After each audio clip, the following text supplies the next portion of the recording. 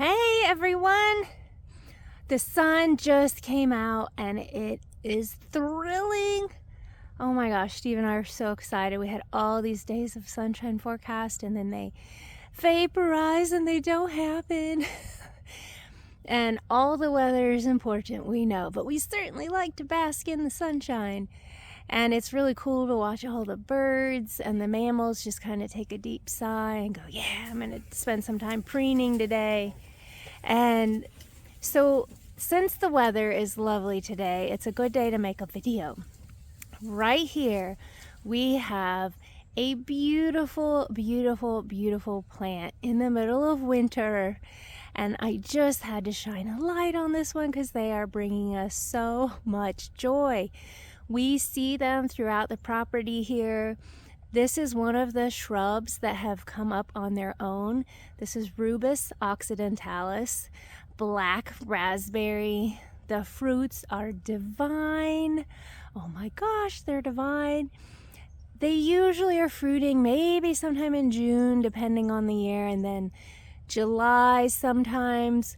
There's also common blackberry here, which is Rubus alleghaniensis, and that one flowers a little bit later and fruits a little bit later, July, August. So they really follow one another and they offer fruits to so many birds and mammals, and the wildlife really cherish these fruits. We eat a fair share as well, but we never take them all because you know what we're doing here. We're providing food for all, and that is one of our great joys, is to have this land offer food to all of the other non-human lives that live here. And so this plant right here also provides some nice shelter for nesting birds. It's not real dense, but it tips over. You can see these canes grow and then they root. So I'm actually on the rooting end over here. And if I follow it back, then it goes all the way to the ground. And with all these canes, and then with goldenrod intermixing, some grapevine, and it's also right next to the spice bush that they can climb up into. There's some arrowwood viburnum in here, and then spice bush on the other side. And that offers really great habitat. And look at this difference. You can see that there's some copper, there's some tans, but what do you see that's red in this picture? The rubus. So for winter spectacularness, I think this plant is a must-have. And for wildlife, it's a must-have. We're going to show you how easy it is to move this plant around too, since they do that rooting. This plant, I should also say, the flowers are wonderful. It's not flowering now because we're February, but in the spring it will flower and offer really great food for many bumblebees and mining bees and other native bees as well. Hopefully I'll catch them in the spring so that we can show you that. Rubus occidentalis. Okay, so we are going to dig up some of these black raspberry, the native black raspberries right now.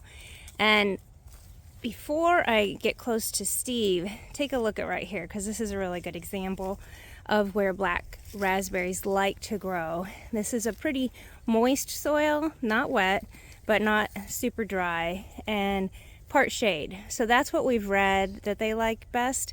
And we've observed a lot of that here. Now we've seen them in full sun and drier conditions, and I don't know that we've seen them in real wet. So they seem to be able to do a lot of different conditions, but they're most happy in areas like this. They just really start sending out all of these canes and then rooting down at the base. And back here where Steve is right behind our garage, and he usually does a little bit of mow right behind here, a little mow area so that the building stays open.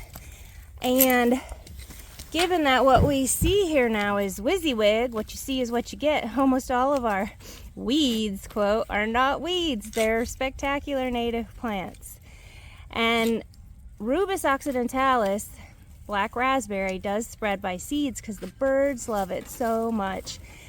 And that's probably how we got them in these original areas, but then now we want to move them around some more places. And it's real easy to do when one of the canes has rooted. So they just start arching, and then look there in Steve's hand. And then they start rooting, and you can see the roots are pretty shallow. They're very easy to dig out. And then to sever the plant, we don't have a pruner here with us, but we've got the hori, so you would actually cut. And we try to cut right near a bud so it doesn't expend a lot of energy on just stem. And then we'll take this part out and we'll put it somewhere new.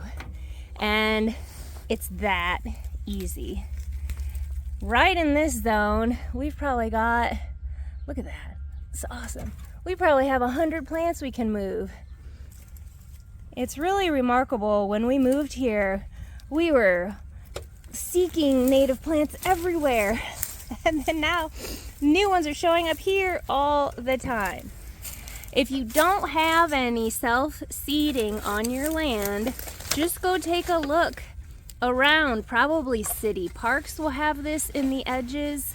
You might have it in some fence rows around you. Your neighbor might have some on their woods line. Just make sure you ask, and then you can just take a few of these starts just like that. On the brambles, which is Rubus and blackberry, you have those different types of canes, the fruiting ones and the non-fruiting ones. And for wildlife value, we don't do anything. We just let them grow and then die and keep going. Isn't that right? Yeah, there's probably, in this area here, which is probably about the size of a piece of plywood, there's probably 50 canes that we can move. So that gives you an idea of how well these spread, and then it gives you an opportunity to move them around. It's very exciting. So once you start planting your natives, know they will start reproducing, and then you're going to have so many you don't even know what to do with them. That's when you can start sharing. Before we go plant those with Steve, I thought I'd swing around the house here and show you where there's another patch of black raspberry that started growing on their own. So you can see them all through here, and this is a much sunnier patch. It's probably a little bit less rich soil than what we were in, but it's nicely drained, not pooling water. It's under these big sugar maples, and it is right on the edge, getting some very nice light. So right here, I'm facing south.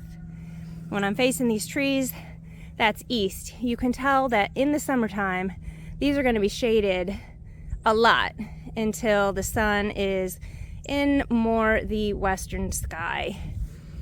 The really, really neat part of this is that these are growing right in the drip line of the trees. We've talked about how we've created our pods and paths here, and this is in that sugar maple pod.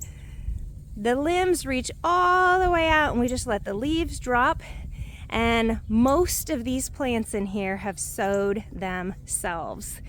We've weeded out any of the non-native invasive plants that have come in here, and we've added some really cool things like golden seal, but this really cool black raspberry came in all on their own because they had a space where they could grow when the seeds dropped.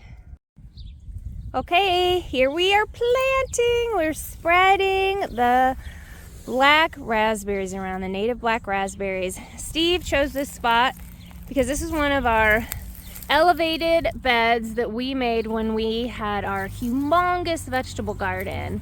This is a pretty wet area of our property, and we didn't know it when we first moved here, and we made our garden here, and then we recognized pretty quickly we needed to raise this up because of the way the water moves through here. So the raspberry should be very happy. Rich soil, not sitting in water, and then what we hope will happen is, and I'm sure it will because they're so tough, they'll start sending out their canes and spreading and rooting and making a really nice thicket. The rubuses are just one of the best wildlife plants. We say that about a lot of them, But there's so many that are so great. But in terms of food, for so many, they're obviously really preferred because the berries just don't last very long. I mean, do they last very long when you find them? No, you're probably eating them. And so this is on the west side of our tree planting, shrub planting. We've got all kinds of plants in here. Hazelnuts, plums, there are some elderberry, and also some persimmons on this edge over here past Steve. Did you say plum too? Yep, plum too. Chickasaw is actually in here. We have Americans on most of this property, but we planted some Chickasaw in here, so that'll be a really interesting experiment. Okay, we hope this has motivated you to go find some black raspberry seed and get to planting. Do it! Yeah!